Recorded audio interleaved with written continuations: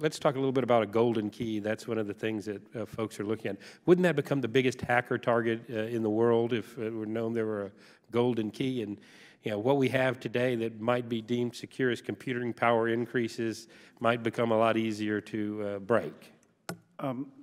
Yes, Congressman, that's absolutely the case. I think that, as Professor Blais, pardon me, made clear, attempting to build such a system would add incredible levels of complexity to our system, such that it would inevitably, as the cybersecurity coordinator at NIST said recently, lead to unanticipated vulnerabilities. And that doesn't even count the vulnerability of the possibility of bad actors obtaining the keys. Even if you were to split those keys apart, as the NSA director has suggested, you have to put that key together somewhere, and wherever you do that is going to be a critical target for anyone who wants to compromise our security. I've got a very limited time. I don't mean to cut you. I'm just trying to get answers to some broad general answers, and we can get down in the weeds in another opportunity. Is there anybody on the panel who believes we can build a technically secure backdoor with a golden key? Raise your hand and I'll recognize you if you think that can be done. All right, let the record reflect no one on the panel thinks that can be done.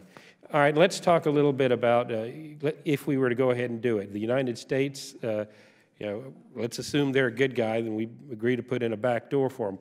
All of a sudden, we want to sell this same product in another country, so China wants a back door, North Korea wants a south, basically every country is going to want a back door. Does anybody disagree with that statement? I see no hands coming up for that one either. I'm now appointing you to the NSA. You're the head of the NSA.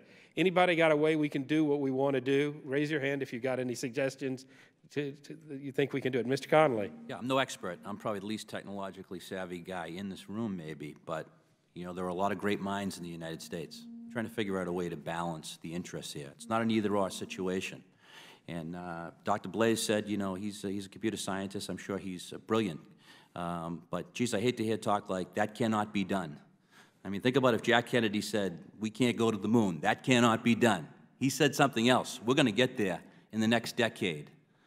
So I would say to the computer science community, let's get the best minds in the United States together on this. We can balance the interests here. And I appreciate that because I'm a proud American as well. But I think what we're saying today is we'll be able to get, it would be the equivalent of President Kennedy saying, we'll be able to get to the moon in 10 years and nobody else will ever be able to get there ever.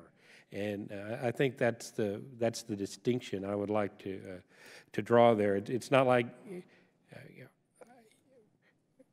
it's not like we're saying we can't develop a secure system, but we're also saying that can we really develop a secure system that will be secure for any length of time that somebody smarter might not be able to hack 5 years down the road or so. Anyway, I see I'm already out of time, and appreciate